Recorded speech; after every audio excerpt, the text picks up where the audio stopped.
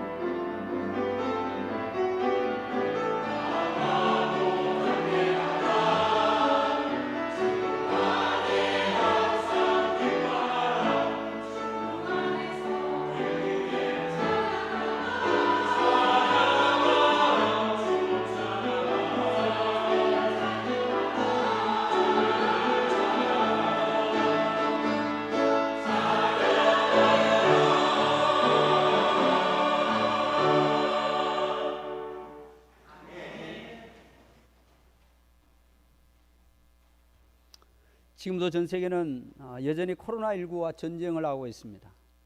미국도 여전히 코로나19와 전투 중에 있는 것 같습니다.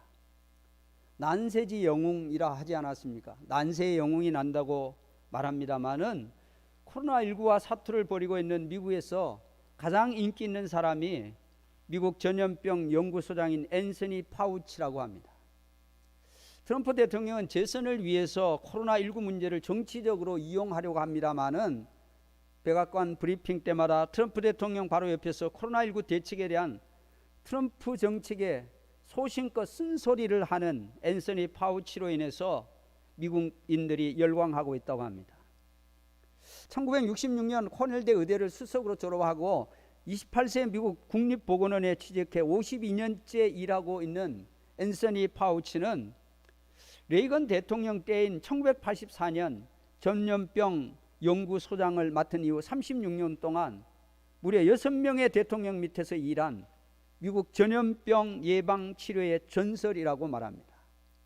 에이즈로 시작해서 사스, 메르스, 신종플루, 또 에볼라, 지카 바이러스에 대처했고 지금은 코로나19까지 주도적으로 싸우며 대처하고 있다고 말합니다. 1984년부터 전염병 연구소장직을 맡고 있는 그의 신념은 비정파, 비이념적 상태를 유지하는 것이라고 말합니다.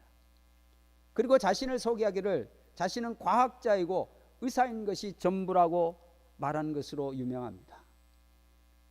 코로나19 시대에 미국의 영웅이 앤서니 파우치라면 우리나라에서는 여러분들이 잘 아시듯이 정은경 질병관리본부장일 것입니다.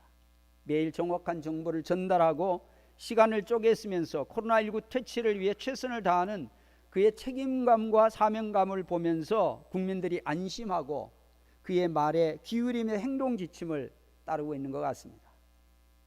위기의 때 이런 탁월한 지도자들로 인해 국민들이 지도자를 신뢰하고 지도자의 말에 귀 기울이고 행동 지침을 따름으로 질병의 확산을 막고 질병 퇴치를 앞당길 수 있게 될 것입니다.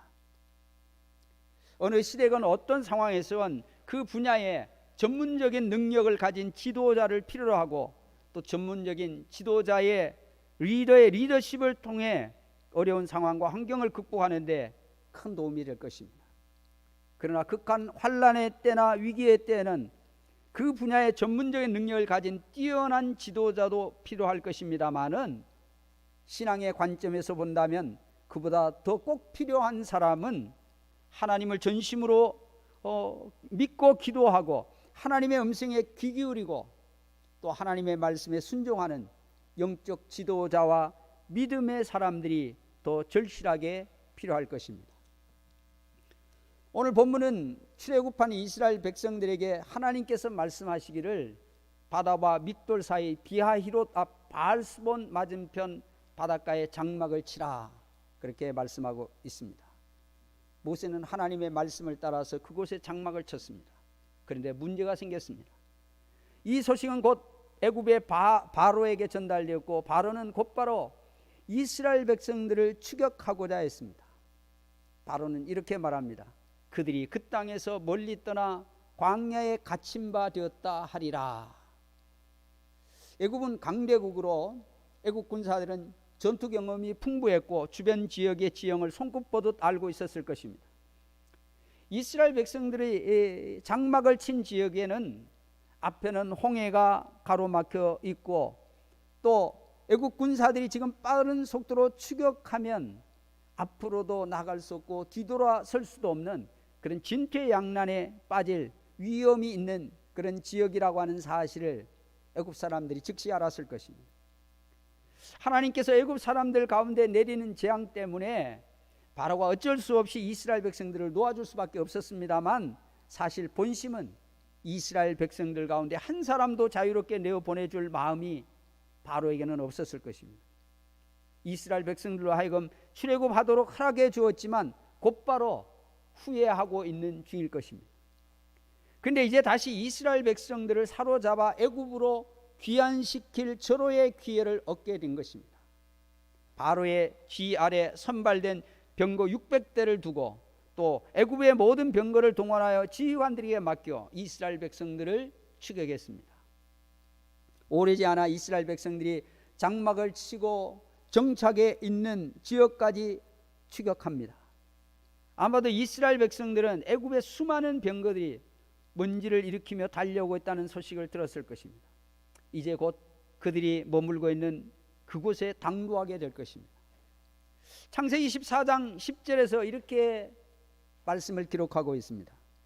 바로가 가까이 올 때 이스라엘 자손이 눈을 들어 본즉 애굽 사람들이 자기들 뒤에 이른지라 이스라엘 자손이 심히 두려워하여 여호와께 부르짖고 그렇게 말씀합니다. 이스라엘 백성들이 심히 두려워했다고 말씀하고 있습니다. 출애굽한 이스라엘 백성들에게는 어린 아이들도 있었고 또 노인들도 있었을 것이고 또 애굽에서 가지고 온 크고 작은 짐들도 있었을 것입니다. 기동력이 떨어질 수밖에 없었기에 좀 더 일찍 알았다 하더라도 그들은 멀리 가지는 못했을 것입니다. 점점 더 가까이 다가오고 있는 애국 군사들은 공포 그 자체였을 것입니다. 하나님께 부르짖어 기도했지만 하나님께서 응답하지 않으셨습니다. 그렇다면 지도자 모세라도 뭐라고 말하든지 어떤 조치라도 취해야 하는데 모세 역시 아무 말도 없고 아무 조치도 취하지 않았습니다. 이스라엘 백성들은 공포와 혼란에 빠졌고 그들을 광야로 인도한 지도자 모세를 원망했습니다. 출애굽기 14장 11절 12절 말씀에 이렇게 기록하고 있습니다. 그들이 또 모세에게 이르되 애굽에 매장지가 없어서 당신이 우리를 이끌어내어 이 광야에서 죽게 하느냐? 어찌하여 당신이 우리를 애굽에서 이끌어내어 우리에게 이같이 하느냐? 우리가 애굽에서 당신에게 이런 말이 이것이 아니냐? 이르기를 우리를 내버려 두라. 우리가 애굽 사람을 섬길 것이라 하지 아니하더냐? 애굽 사람을 섬기는 것이 광야에서 죽는 것보다 낫겠노라. 위기에 처하게 되면 누구나 서로 원망할 수밖에 없고 또 이런 상황 가운데 있는 지도자라면 마땅히 원망을 들을 수밖에 없을 것입니다. 후회도 소용없는 일입니다마는 비록 노예로 고통스럽게 살아가고 있었지만 그때 애굽을 떠나지 않겠다고 했을 때 자신들을 애굽에 살도록 내버려 두었어야 했다고 그들이 주장합니다. 광야로 나와서 자유인이 되었다고 생각했는데 그것은 그저 잠시 잠깐 꿈 같은 시간이었을 뿐 이제 곧 들이닥칠 애굽의 군대 앞에서 처참하게 죽든지 아니면 다시 애굽으로 끌려가 더 극심한 노동에 시달리고 핍박과 박해와 그리고 착취를 당하게 될 것이 뻔했습니다. 애굽 군사들에 대한 이 공포 때문에 이스라엘 백성들이 이성을 잃게 되었고 아무 대안도 내어놓지 못하는 무기력한 그들의 지도자 모세를 원망했을 뿐만 아니라 모세를 보내시고 그들을 출애굽하게 하신 하나님을 원망하게 된 것입니다. 사실 모세는 할 수 있는 일이 아무것도 없었습니다. 앞에는 홍해가 있고 뒤에는 곧 들이닥칠 바로의 군사들이 병거를 타고 뒤쫓아오고 있고 이스라엘 백성들은 남자 성인만 60만 명 아이들과 여인들까지 합치면 대략 100만에서 120만 명에 가까운 이 많은 수가 신속하게 움직인다고 하는 것은 거의 불가능한 일입니다. 게다가 이스라엘 백성들은 그들을 추격하기 위해 병거를 타고 신속하게 움직이고 있는 잘 훈련된 애국 군사들을 대항해서 싸울 만한 준비가 전혀 되어 있지 않았습니다.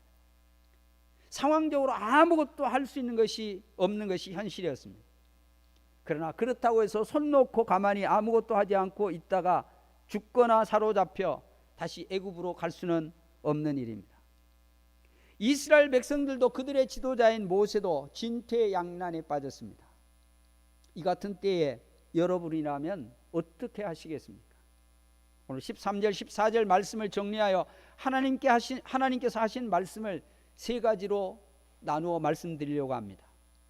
첫째는 하나님께서 이 위급한 상황에 있는 이스라엘 백성들을 향하여 두려워하지 말라 그렇게 말씀하십니다. 13절에서 너희는 두려워하지 말고 라고 그렇게 말씀하고 있습니다. 인간이 범죄한 이후에 가장 먼저 나타난 증상이 뭐냐 하면 두려움입니다. 아담은 두려워 숨었다고 말했습니다. 누가 뭐라고 말하지 않았음에도 불구하고 죄에 대한 두려움으로 인하여 스스로 숨은 것입니다. 아담이 동산에서 부르신 하나님의 음성을 듣고 내가 벗었으므로 두려워하여 숨었나이다 라고 그렇게 말하고 있는 것을 보게 됩니다. 이는 범죄함으로 하나님과 분리된 인간의 불안을 말하는 것입니다.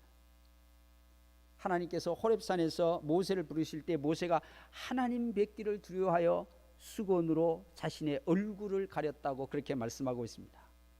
거룩하신 하나님 앞에서 모세가 두려워하는 것은 너무 당연한 일일 것입니다.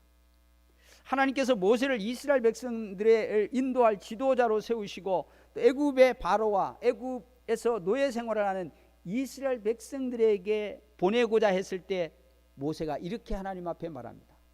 그들이 나를 믿지 않을 것이며 내 말을 듣지 아니할 것입니다. 나는 입이 뻣뻣하여 말을 잘 못합니다 하고 하나님의 부르심에 대해서 거부 의사를 밝혔습니다. 무엇 때문이겠습니까? 모세는 바로와 이스라엘 백성들 앞에 서는 것이 두려웠기 때문입니다. 두려움 때문에 계속해서 이런 핑계 저런 핑계를 대며 거부한 것입니다. 40년을, 그것도 사람을 떠나 미디안 광야에서 살아왔습니다. 그의 나이 벌써 80세가 되었습니다. 세상이 두렵고 사람이 두렵고 또 바로의 권세가 어떠한지를 너무나 잘 알고 있었기에 두려웠을 것입니다. 그때 하나님께서 모세에게 출애굽기 7장 1절에서 놀라운 말씀을 하고 계십니다. 볼지어다 내가 너를 바로에게 신같이 되게 하였은즉 이라고 그렇게 말씀합니다. 바로 앞에서 하나님께서 모세를 신같이 하시겠다 말씀하십니다. 신같이 하시겠다는 말씀이 무엇입니까? 너를 능력 있게 할 테니까 두려워하지 말고 바로 앞에 나가라고 그렇게 말씀하시는 것입니다. 하나님께서 함께 하신다면 어떤 상황이나 환경에서도 두렵지 않습니다. 하나님께서 모든 상황과 환경을 다스리기 때문이며 하나님께서 지키시고 보호하시기 때문입니다. 또한 하나님께서 하나님의 능력을 주신다면 어떤 상황에서도 결코 두렵지 않습니다. 하나님께서 공급하시는 능력이라면 주어진 어떤 상황도 충분히 극복해낼 수 있는 능력이 되기 때문에 그렇습니다. 신명기 31장 6절에서 8절 말씀에 보면 죽음을 앞둔 120세의 나이의 모세가 약속의 땅 가나안을 바라보며 정복 전쟁을 준비하고 있는 이스라엘 백성들과 그들을 인도할 여호수아에게 이렇게 말씀하고 있습니다. 너희는 강하고 담대하라. 두려워하지 말라. 그들 앞에서 떨지 말라. 이는 내 하나님 여호와 그가 너와 함께 가시며 결코 너를 떠나지 아니하시며 버리지 아니하실 것임이니라. 너는 강하고 담대하라. 너는 이 백성을 거느리고 여호와께서 그들의 조상에게 주리라고 맹세하신 땅에 들어가서 그들에게 그 땅을 차지하게 하라. 그리하면 여호와 그가 내 앞에서 가시며 너와 함께 하사 너를 떠나지 아니하시며 버리지 아니하시리니 너는 두려워하지 말라. 놀라지 말라 말씀하십니다. 사단이 주는 마음은 두려움입니다. 두려움은 평온한 인간의 마음을 흔들어 불안과 초조, 염려와 근심, 걱정을 하게 만듭니다. 자신감과 용기를 잃게 만들고 하나님에 대한 우리의 믿음을 흔들어 불신하게 하는 것입니다. 두려움은 하나님에 대한 믿음, 하나님에 대한 신뢰가 무너졌음을 의미하는 것입니다. 하나님은 하나님을 전심으로 믿고 의지하는 자들에게 하나님의 능력과 역사를 나타내십니다. 우리 옛말에 호랑이 굴에 들어가도 정신만 차리면 산다고 그렇게 말하지 않았습니까? 우리 그리스도인들은 어떤 상황과 환경, 여건 속에 있든지 상관없이 두려워하지 않고 하나님께 모든 문제를 맡기고 전적으로 하나님을 믿고 신뢰하면 하나님께서 우리의 모든 문제에서 우리를 구원해내 주실 것입니다. 하나님은 하나님의 백성들이 세상 가운데서 행하시는 하나님의 능력과 역사를 보고 하나님을 경배하고 찬양하며 영광 돌리기를 기뻐하시는 것입니다. 아무리 어렵고 힘든 위급한 상황 가운데 있더라도 주어진 상황에 눌려 두려워하는 일이 없어야 합니다. 두려움은 전능하신 하나님에 대한 불신앙이기 때문입니다. 두 번째, 하나님께서 이스라엘 백성들에게 말씀하시기를 가만히 있으라 그렇게 말씀하십니다. 13절에서 가만히 서서라고 그렇게 말씀하고 있습니다. 인간의 모든 행동을 멈추라고 하는 뜻입니다. 인간은 무기력증에 빠져 있거나 아니면 식물 인간이 되지 않는 이상은 가만히 있기가 어렵습니다. 하나님께서 인간에게 의지도 주셨고 지혜와 능력도 본성 가운데 주셨기 때문에 아무것도 하지 않고 가만히 있는 것은 결코 쉬운 일이 아닙니다. 할 일이 없어 아무것도 하지 않고 가만히 있는 것도 쉽지 않은 일입니다만은 할 일이 있는데 가만히 있는 것은 더 어려운 일입니다. 또 거기다가 어렵고 힘들 위해 위급한 일이 닥쳤는데도 불구하고 가만히 있는 것은 거의 불가능한 일입니다. 인간은 어떤 일이 생기면 자동적으로 이 문제를 어떻게 할 것인가 생각하고 판단하게 되고 그 다음에는 즉시 몸이 반응을 하게 되어 있습니다. 자신이 생각하고 판단한 대로 행동하게 됩니다. 어렵고 힘든 문제일수록 생각이 복잡해지고 또 다급하면 다급할수록 생각이 정리가 되지 않습니다. 요즘 말로 하면 소위 멘붕, 멘탈이 붕괴되어 뭘 어떻게 해야 할지 혼란에 빠지게 되는 것입니다. 이런 다급한 상황, 위급한 상황에 놓이면 당하는 사람은 대체로 두 가지 유형으로 나타나게 됩니다. 다급하지만 이성적으로 주어진 상황을 냉철하게 판단하고 자기 자신이 해야 할 일의 우선순위를 따라 차분히 하나하나 문제를 풀어가는 그런 유형이 있는가 하면, 감정이 앞서 자신이 뭘 해야 할지 혼란에 빠져 아무것도 하지 못하는 그런 유형의 사람이 있습니다. 그리스도인들도 마찬가지입니다. 어렵거나 힘든 일, 위급한 일이 닥치면 그리스도인이라면 대체로 다 먼저 기도할 것입니다. 근데 하나님 앞에 기도하면서도 머리로는 계속해서 자신의 문제를 해결하는데 조금이라도 도움이 될 만한 세상의 방법을 찾는 사람이 있습니다. 위급하면 물에 빠진 사람이 지푸라기라도 잡는 심정으로 자신에게 도움이 될 만한 사람을 찾는 것은 어떻게 보면 인간의 본능에 가까운 것입니다. 그런가 하면 어떤 사람은 더 이상 사람의 방법이 없음에도 불구하고 끝까지 사람의 방법을 찾고 구하는 그런 사람도 있습니다. 또 다른 사람은 사람의 방법이 없을 때 더는 사람의 방법을 찾지 않고 하나님 앞에 기도하고 전적으로 하나님께 맡기고 하나님만을 기대하고 기다리는 사람도 있습니다. 어떻게 보면 맹목적 믿음으로 보일 수도 있을 것입니다. 사람이 해야 할 도리를 마지막까지 최선을 다해 찾아봐야 하지 않겠냐고 비난받을 수도 있을 것입니다. 그러나 무엇이 더 쉽겠습니까? 자신의 문제를 해결하는 데 도움이 될 만한 사람이나 방법을 찾는 것이 더 현실적이고 쉬울 것입니다. 그런데 어느 순간 사람의 방법이 아니라 하나님 외에는 문제 해결 방법이 없다는 사실을 깨닫는 그 순간부터 전적으로 하나님이 하실 일을 기대하고 기다리는 것입니다. 가장 어려운 일은 사람의 방법을 포기하고 하나님만 의지하고 하나님의 능력에 의지하여 구하는 것입니다. 때로는 아직도 사람의 방법이 있지만 하나님께서 왜 이런 문제를 내게 주셨는지 깨닫게 하실 때 믿음으로 사람의 방법을 포기하고 하나님께 맡겨 오직 하나님께서 하나님의 방법으로 문제를 해결하심으로 내 삶 가운데 하나님의 뜻이 이루어지도록 하는 그런 사람들도 있을 것입니다. 모세는 이스라엘 백성들을 이끌고 좀 더 먼 곳으로 피해갈 수 있었을 것입니다. 그러나 그것은 일시적인 방편에 불과할 것입니다. 추격하는 바로의 군사들과의 간격을 조금 더 벌릴 수는 있었겠지만 그것이 그들의 본질적인 문제를 해결하는 것은 아니라고 하는 사실입니다. 그래서 모세는 이스라엘 백성들에게 이렇게 명령합니다. 아무것도 하지 말라 말하고 있습니다. 아무것도 하지 말라고 하는 것은 단지 모든 인간적 행위를 중단하라고 하는 그런 뜻만 있는 것이 아닙니다. 전심으로 하나님을 믿고 의지하고 하나님을 신뢰하라. 하나님께서 어떻게 행하실지를 기다려보라 라고 하는 그런 뜻이 내포되어 있는 것입니다. 우리의 문제를 근원적으로 해결해 주실 하나님이 행하실 일을 기다리라고 하는 것입니다. 위기 가운데 있을 때 오늘 우리가 믿음으로 우리의 문제를 하나님 앞에 맡기고 하나님께서 어떻게 행하실까를 믿고 기다릴 때 하나님이 행하시는 놀라운 역사와 기적을 거기서 보게 될 것입니다. 세 번째, 오늘 말씀하시기를 구원을 보라 그렇게 말씀하십니다. 13절에서 말씀하시기를 여호와께서 오늘 너희를 위하여 행하시는 구원을 보라. 너희가 오늘 본 애굽 사람을 영원히 다시 보지 아니하리라 말씀하십니다. 하나님께서 행하시는 일을 보라는 것입니다. 진퇴양난에 빠진 이스라엘 백성들을 하나님께서 어떻게 구원하실지 똑똑히 눈을 뜨고 보라고 하는 말씀입니다.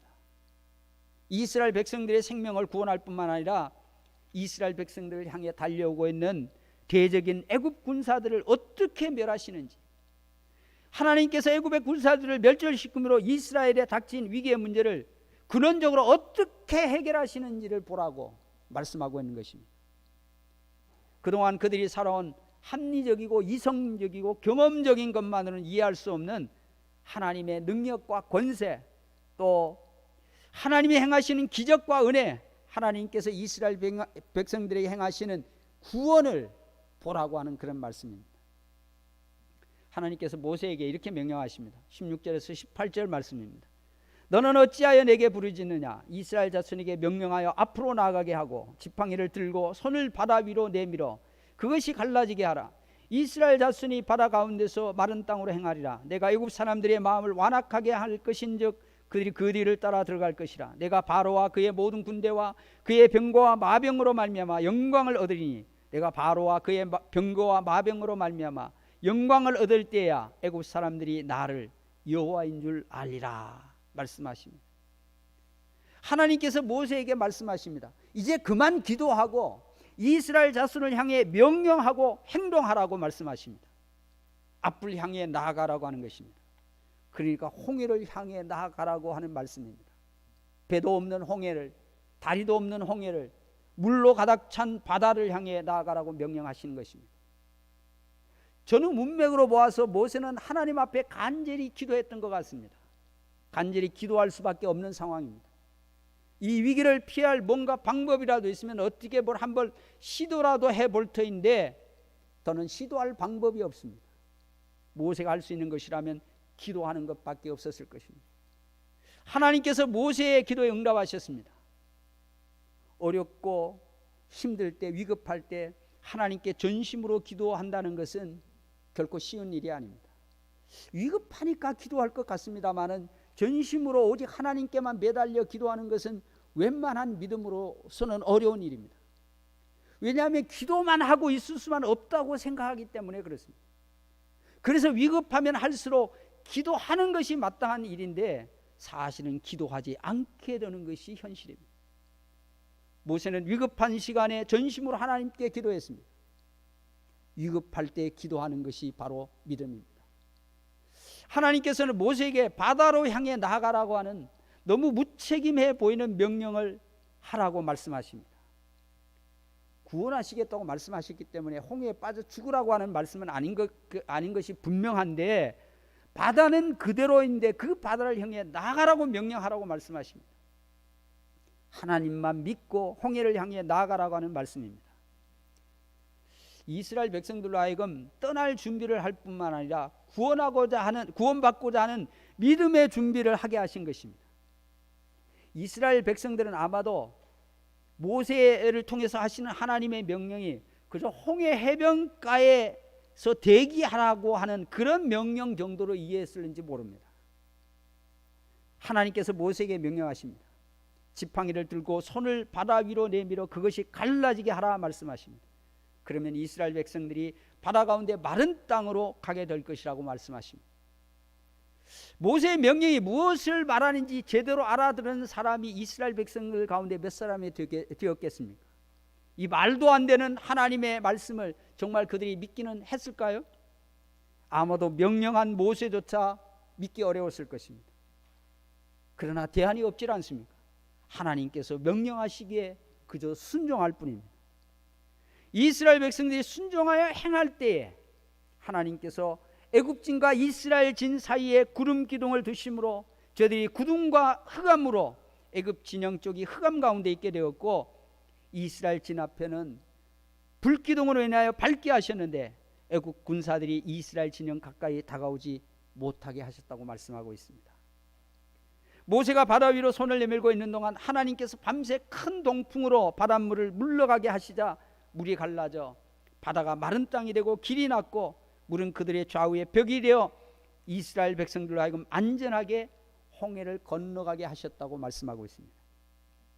새벽에 하나님께서 불과 구름 기둥 가운데 추격하던 애굽의 바로의 말들, 병거들 또 마병들은 바다 가운데 들어온 것을 보셨습니다. 그들의 병거 바퀴가 빠져 움직일 수 없게 되자 애굽 군사들이 혼란에 빠졌습니다. 애굽 군사들은 그제야 이스라엘 하나님이 자신들과 싸우고 계심을 알았고 자신들을 치고 있음을 알게 되다 두려워서 그것을 빠져나가려고 했습니다. 그때 하나님께서 모세에게 이렇게 명령하십니다. 네 손을 바다 위로 내밀어 물이 애굽 사람들과 그들의 병거들과 마병들 위에 다시 흐르게 하라. 모세가 말씀대로 순종했더니 새벽에 바다가 회복되고 애굽 사람들은 모두 바다에 수장되었다고 말씀하고 있습니다. 그날에 하나님께서 이스라엘을 애굽 사람의 손에서 구원해 내셨습니다.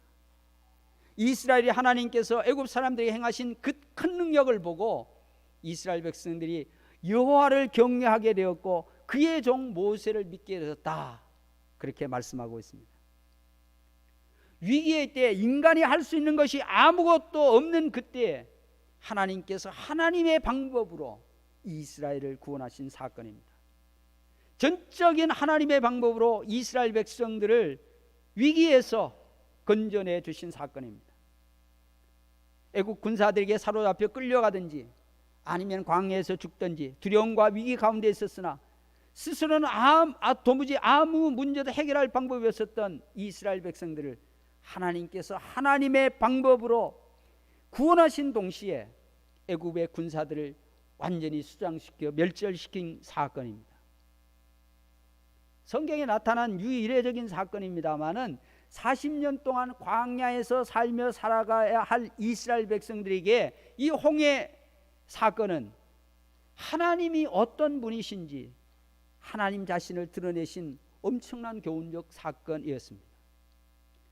홍해 사건은 광야 생활에서뿐만 아니라 이후에 약속의 땅 가나안에 정착하여 살 후손들에게도 잊지 않고 기억해야 할 매우 중요한 사건임을 성경이 말씀하고 있습니다. 어렵고 힘들 때 위기에 처할 때마다 전능하신 하나님만을 믿고 의지하고 구하면 반드시 그 모든 위기에서 구원해 주시는 분이 바로 하나님이심을 이스라엘 백성들로 하여금 확실히 알게 하신 사건입니다. 뿐만 아니라 이 사건은 구약시대 이스라엘 백성들에게만 교훈이 되는 말씀이 아니라 오늘 이 시대를 살아가는 모든 그리스도인에게 동일하게 교훈하시는 매우 중요한 사건일 것입니다. 사랑하는 성도 여러분, 위기에 때라고 해서 두려움에 떨고 있어서는 안 될 것입니다. 두려움은 하나님에 대한 불신이기 때문입니다. 가만히 있어서 하나님께서 어떻게 하시는지를 보아야 합니다. 인간적인 방법과 노력으로 자신의 문제를 해결하려는 인간 방법론을 과감히 내려놓고 하나님께서 어떤 방법으로 우리의 문제를 풀어주시는지를 기대하고 기다려야 합니다. 하나님에 대한 기대와 기다림, 그것이 바로 하나님에 대한 믿음이고 하나님에 대한 전적인 신뢰를 의미하는 것이기 때문입니다. 마지막으로 하나님의 구원을 보아야 합니다. 하나님만이 하실 수 있는 하나님의 역사, 하나님의 능력, 하나님이 행하시는 기적을 믿고 바랄 수 있어야 하는 것입니다. 믿음이 없이는 하나님의 구원의 역사를 기대할 수 없습니다. 하나님에 대한 절대 믿음, 절대 신뢰가 하나님께서 하나님의 방법으로 구원하시는 하나님의 권세와 능력, 기적과 은혜를 우리로 하여금 보게 하시고 경험하게 하실 것입니다. 우리는 지금 고난과 위기, 혼란과 두려움이 가득한 한치의 앞도 알 수 없는 시대를 살아가고 있습니다. 다시 애굽으로 끌려가지는 않을까, 광야에서 죽지는 않을까 두려워하던 이스라엘 백성들처럼 우리 역시 경제가 지금보다 더 나빠지지는 않을까, 수입이 줄고 우리의 삶이 더 힘들어지지는 않을까, 직장과 직업을 잃지는 않을까, 사업이 더 어려워지지는 않을까 두려워하고 있습니다. 이런저런 전염병과 질병 앞에서 노심초사하며 죽음에 이르지 않을까 염려하며 살아가고 있는 것을 우리가 다 알고 있습니다. 이런 위기 앞에서 하나님이 행하시는 하나님의 구원, 하나님의 기적을 경험하며 살아가시는 주의 종들이 다 되실 수 있기를 주님의 이름으로 축원합니다.